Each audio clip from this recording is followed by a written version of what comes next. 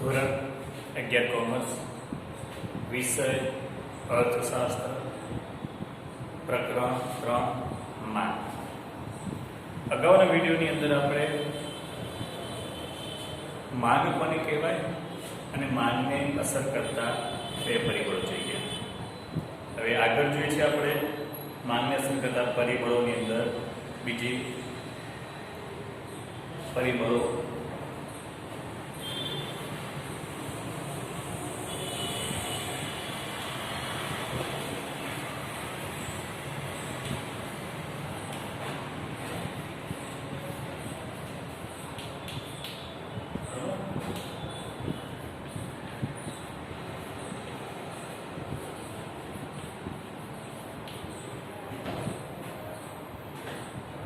ત્રીજું પરિબળ છે વ્યક્તિની આવક. વ્યક્તિની આવક એ માંગને અસર કરનારું સીધું પરિબળ છે. નિમ્ન ગુણવત્તાવાળી વસ્તુઓને બાદ કરતા. એ કેવી રીતે? વ્યક્તિની આવક એ માંગને સીધી અસર કરે છે. તો અત્યારનું પરિબળ જોઈએ આપણે, જે વર્તમાનની પરિસ્થિતિ છે અત્યારે. આમ તો આ પરિસ્થિતિ યાદ કરવાનું મન નથી થતું, પણ એક ઉદાહરણ તરીકે જોઈએ તો કે કોરોનાની મહામારીને કારણે 3 મહિના આપણું અર્થતંત્ર આમ લગભગ બંધ રહ્યું એમ કહેવાય, બરોબર. તો હવે જ્યારે અર્થતંત્ર બજાર ખુલ્યા તો અત્યારે આપણે કઈ વસ્તુની માંગ કરીએ છીએ? અત્યારે માત્ર જીવન જરૂરિયાતની ચીજવસ્તુની જ માંગ થાય છે. જે આપણું જીવન, આપણું અસ્તિત્વ ટકાવી રાખવાનો સવાલ છે, તેની જ આપણે માંગ કરીએ છીએ.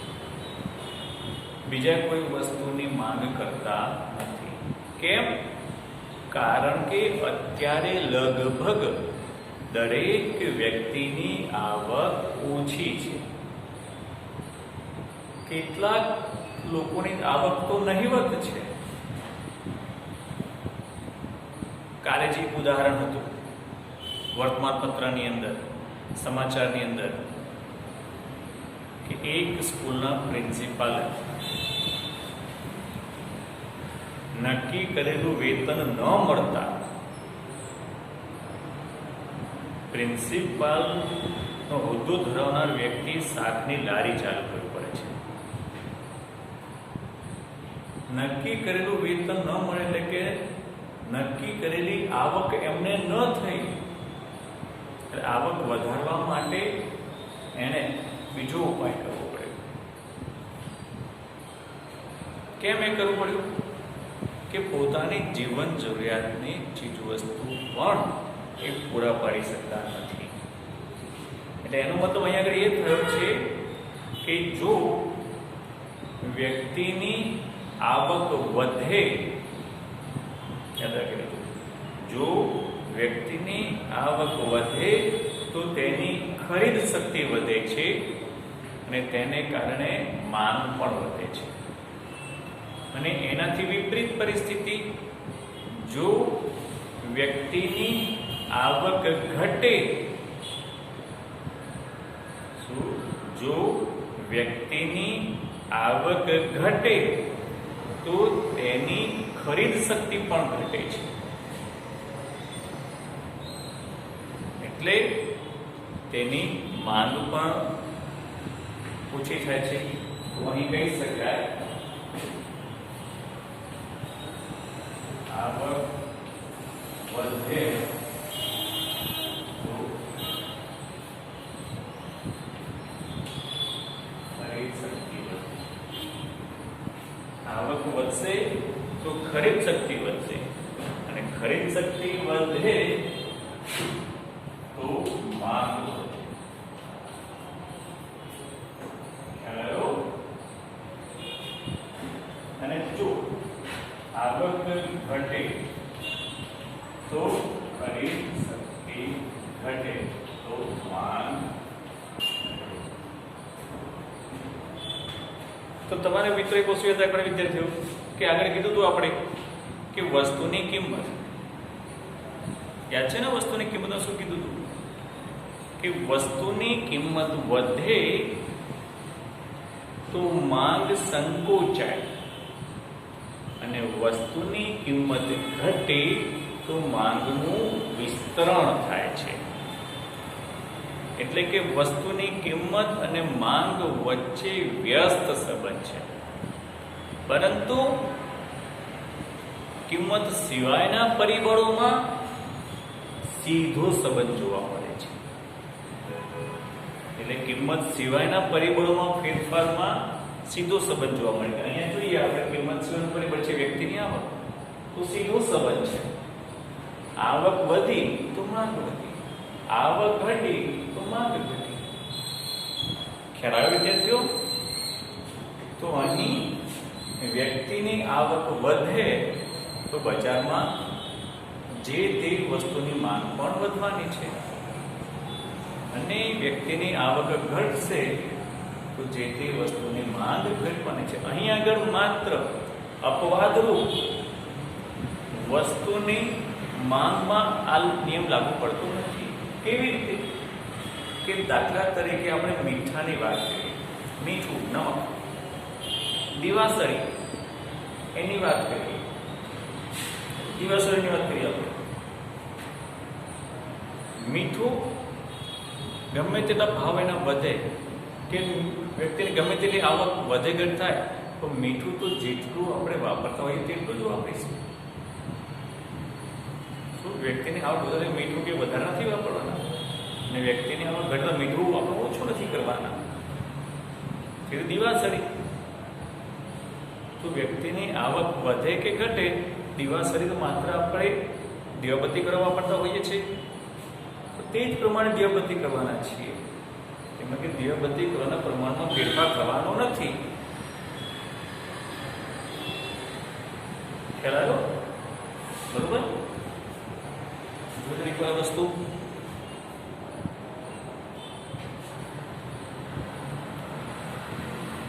તો અહીં આ વ્યક્તિની આવક પણ માંગને અસર કરનારું પરિબળ છે. ત્યારબાદ બીજા પરિબળ જોઈએ આપણે, સંબંધિત વસ્તુઓની કિંમત.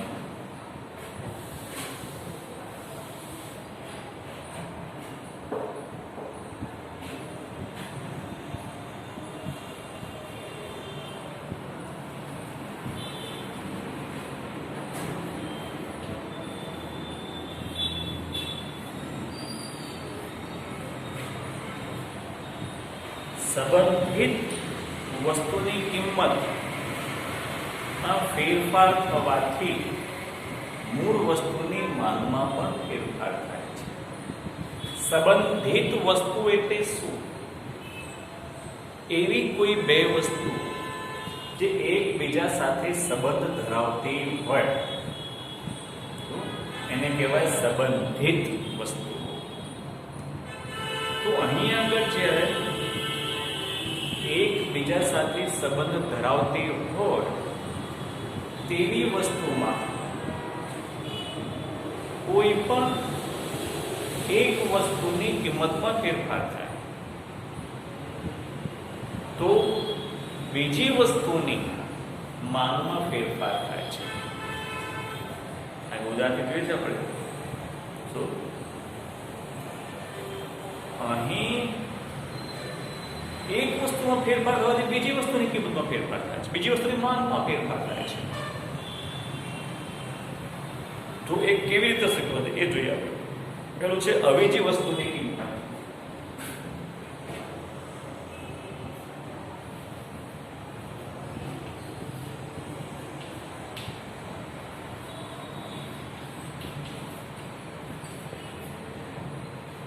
અવેજી વસ્તુની કિંમત જોઈએ. અવેજી વસ્તુની કિંમતમાં ફેરફાર થવાથી મૂળ વસ્તુની માંગમાં ફેરફાર થાય છે. આ વાક્ય યાદ રાખી દેજો. હવે અવેજી વસ્તુ એટલે શું? તો એક વસ્તુના બદલામાં તેના જેવી બીજી વસ્તુ વાપરી શકાય તેને અવેજી વસ્તુ તરીકે ઓળખવામાં આવે છે. દાખલા તરીકે ચા અને કોફી સામાન્ય રીતે બંને વસ્તુના ગુણધર્મો અલગ છે, પરંતુ અવેજી તરીકે આપણે મહેમાનો કોઈ આવે તો એમને તમે ચા પીશો કે કોફી પીશો, શું બે વસ્તુ પૂછે ચા કે કોફી, તો એ વસ્તુ એકબીજાની અવેજીમાં વાપરી શકાય છે, પરંતુ એ અવેજી વસ્તુ એટલી બધી સોલિડ નથી કે ચાથી તમને જેટલું તમારું સંતોષ મળે એટલું કોફીથી મળે ના. પરંતુ તમને કહીએ, હું તમને કહ્યું છું, તમે બધાએ દાળ ભાત શબ્દ સાંભળ્યો છે. આપણા અનાજમાં ભાત, શું તમે બપોરે જમવા બેઠા હો કે મતલબ દાળ ભાત સાથે રોટલી ખાવ છો, તો ભાત શેમાંથી બને છે? ચોખામાંથી. જોજો વિદ્યાર્થીઓ, ભાત ચોખામાંથી બને છે. તો ચોખા કેટલી પ્રકારના આવતા હોય છે? ચોખા કેટલા પ્રકારના આવતા હોય છે? માત્ર બે વસ્તુ તમને કહી દઉં. એક બાસમતી ચોખા અને ગુજરાત 17. ગુજરાત બે વસ્તુ. શું? એક બાસમતી ચોખા અને બીજું ગુજરાત 17. હવે તમને ખબર છે કે બાસમતી ચોખાનો ભાવ વધારે હોય અને ગુજરાત 17નો ભાવ ઓછો હોય. બરાબર? તો જે વ્યક્તિની પોસાયું હોય તે બાસમતી ચોખા ખાય અને જે વ્યક્તિને પોસાયું ના હોય તે ગુજરાત 17 ચોખા ખાતા હોય છે. હવે અહીં જો હું તમને કહું, બાસમતીની અવેજીમાં આપણે ગુજરાત 17 ચોખા ખાઈ શકીએ છીએ. બરોબર? બંનેમાંથી ભાત જ બને છે. ખ્યાલ આવ્યો?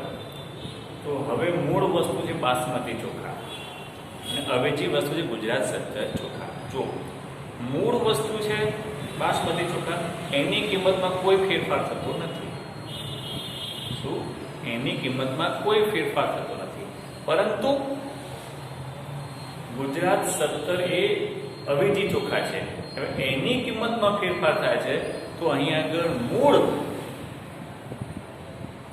વસ્તુની માંગમાં ફેરફાર થાય છે. એ કેવી રીતે એ આપણે જોઈએ.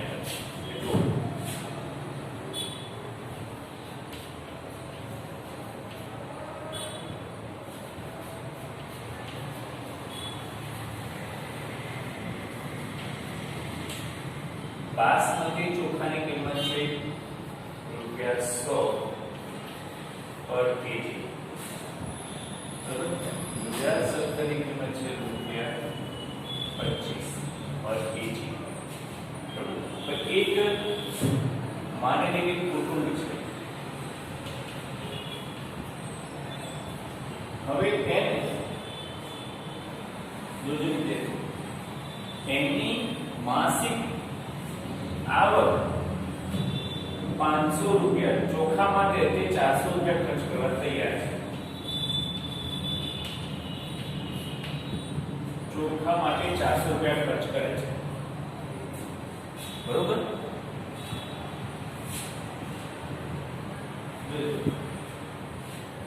અને એને એક મહિનાની અંદર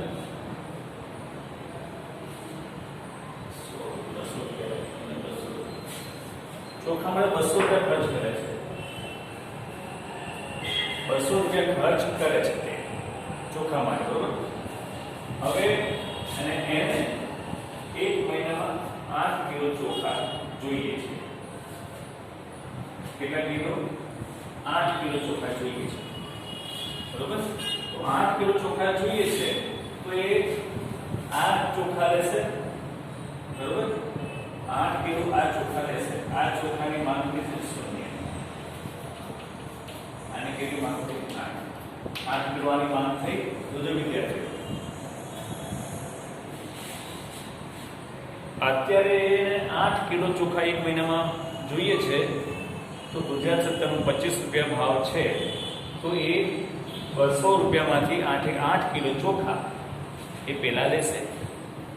બરોબર? જોજો હવે ધ્યાનથી. હવે મૂળ ચોખા છે બાસમતી, તો અત્યારે બાસમતી ચોખા એ લેશે ખરો? ના. તો બાસમતી ચોખાની માંગ કેવી છે? 0. હવે ગુજરાત સત્તર ચોખાની કિંમત ઘટી જાય છે, 5 રૂપિયા થઈ જાય છે. આની કિંમત ઘટીને 5 રૂપિયા થાય છે. શું? તો 200 રૂપિયામાં એ કેટલા ચોખા લઈ શકશે? 40 કિલો ચોખા. કેટલા? 40 કિલો. એની તો માત્ર 8 કિલોની માંગ છે. ખ્યાલ આવ્યો? એની માંગ છે 8 કિલોની. તો એ શું કરશે? જોજો, તો અહીંયા આની કિંમતમાં કોઈ ફેરફાર થતો નથી.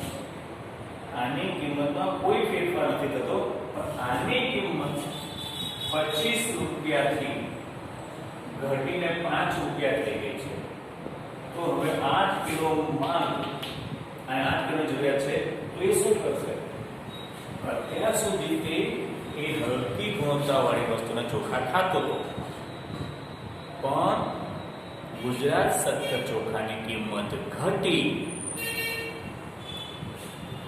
શું? એની આવકમાં કોઈ ફેરફાર નથી. આવક 200 ની 200 જ છે, પણ હવે શું કરશે? આ 1 કિલો ચોખા લેશે, 100 રૂપિયા વપરાશે. અહીંયા આગળ 1 kg માં 100 રૂપિયા આવશે, તો બાકીના 7 કિલો અહીંયા આગળ 35. જો આની માંગ 8 માંથી 7 થઈ ગઈ, તો આની 0 માંથી 1.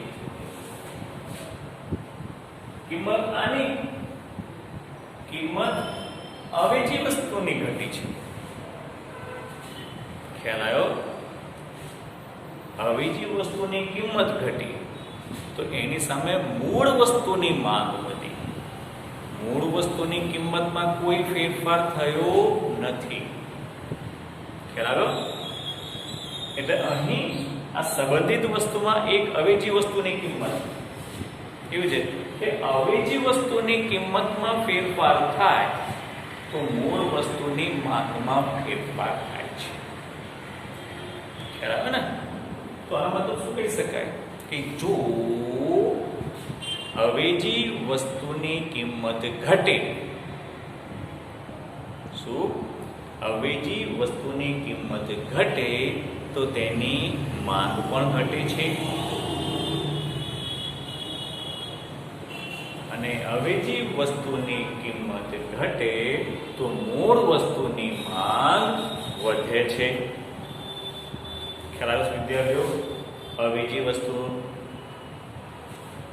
કે મૂળ વસ્તુની કિંમતમાં કોઈ પણ ફેરફાર ન થાય, પરંતુ અવેજી વસ્તુની કિંમતમાં ફેરફાર થાય તો પણ મૂળ વસ્તુની માંગમાં ફેરફાર થાય છે.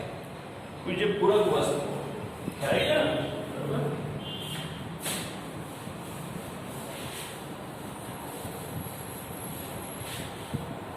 બીજી પૂરક વસ્તુ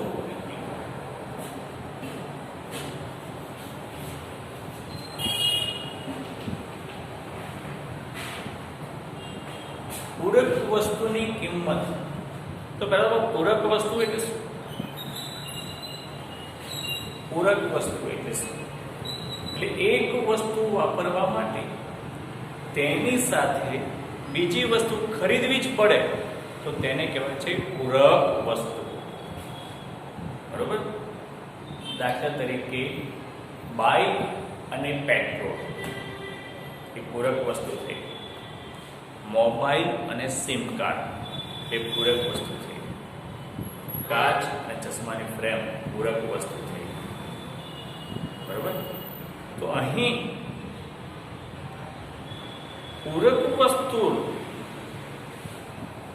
દાખલા તરીકે બાઇક અને પેટ્રોલ.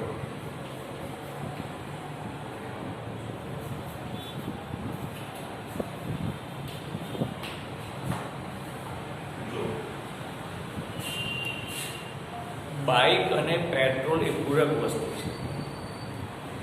તમે બાઇક ખરીદો તો તમારે પેટ્રોલ પણ ખરીદવું જ પડશે. કેમ? કારણ કે બાઇક ચલાવવા માટે તમારે પેટ્રોલ લેવું પડે. પાણીથી તો બાઇક ચાલતું નથી. તો અહીં આગળ આ સંબંધિત વસ્તુ છે એકબીજાની. બાઇક અને પેટ્રોલ, સિમ કાર્ડ અને મોબાઈલ. એક વસ્તુ ખરીદીએ તો બીજી વસ્તુ પર જોડે ખરીદવી પડે. બરોબર? તો અહીં આગળ જુઓ તમે કે પૂરક વસ્તુની કિંમતમાં ફેરફાર થાય. જો પૂરક વસ્તુની કિંમતમાં ફેરફાર થાય તો મૂળ વસ્તુની માંગમાં ફેરફાર થાય છે. મૂળ વસ્તુની કિંમતમાં કોઈ ફેરફાર થતો નથી, પરંતુ પૂરક વસ્તુની કિંમતમાં ફેરફાર થાય છે. કે દાખલા તરીકે પેટ્રોલ અત્યારે 70 રૂપિયા છે.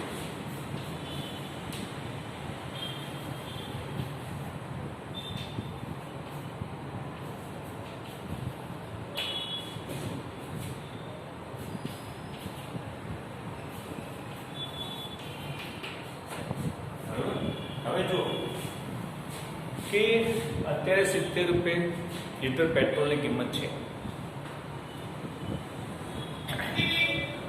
તેથી 100 બાઇકોની માંગ છે. હવે જો હવે પેટ્રોલની કિંમત અત્યારે 70 રૂપિયા છે. એટલે અમુક લોકો બસની અંદર મુસાફરી કરે છે, કારણ કે તેમની આવક એટલી નથી કે તેમને બાઇક પોસાઈ શકે. બરાબર? પણ હવે એની જગ્યાએ એવું બને કે પેટ્રોલની કિંમત અચાનક એકદમ ઘટી જાય, તો તેથી તે લોકો શું વિચારશે કે જો કિંમત પેટ્રોલની ઘટી તો એમની ખરીદ શક્તિ વધી કહેવાય. એવા લોકો હવે થોડી સગવડ કરીને બાઇક ખરીદશે, જેથી જે પેટ્રોલની કિંમત ઘટી છે તો પેટ્રોલના ભાવ અને મુસાફરી ખર્ચ એ બેનો સરખો થઈ રહે છે. તો એવા વખતે એવા લોકો જે લોકો અત્યાર સુધી બાઇકને એફોર્ડ નથી કરી શકતા, તેવા લોકો આ પૂરક વસ્તુની કિંમત ઘટવાથી એમની ખરીદ શક્તિ વધે છે. તેથી એ લોકો હવે બાઇક ખરીદશે અને બસની જગ્યાએ બાઇકમાં પોતાના કામના સ્થળે જશે. તો આ માત્ર એક વ્યક્તિ નહીં, આ વધારે વ્યક્તિઓને ધ્યાનમાં રાખીને આપણે વાત કરીએ છીએ કે મૂળ વસ્તુની કિંમતમાં કોઈ ફેરફાર, બાઇકની કિંમત તો તેની તે જ છે. શું? બાઇકની કિંમત તો તેની તે જ છે, પરંતુ પૂરક વસ્તુની કિંમતમાં ફેરફાર થયો. શું? પૂરક વસ્તુની કિંમતમાં ફેરફાર થયો, જેથી કરીને તેમની ખરીદ શક્તિ વધી. એટલે તેવા લોકો હવે બાઇકમાં મુસાફરી કરશે. તો પૂરક વસ્તુની કિંમત ઘટી તો બાઇકની માંગ વધી. એટલે કે મૂળ વસ્તુની કિંમતમાં કોઈ ફેરફાર થતો નથી. અહીં સંબંધિત વસ્તુની અંદર મૂળ વસ્તુની કિંમતમાં કોઈ ફેરફાર થતો નથી, પરંતુ અવેજી વસ્તુ, આ અવેજી વસ્તુ અને પૂરક વસ્તુની કિંમતમાં ફેરફાર થાય છે.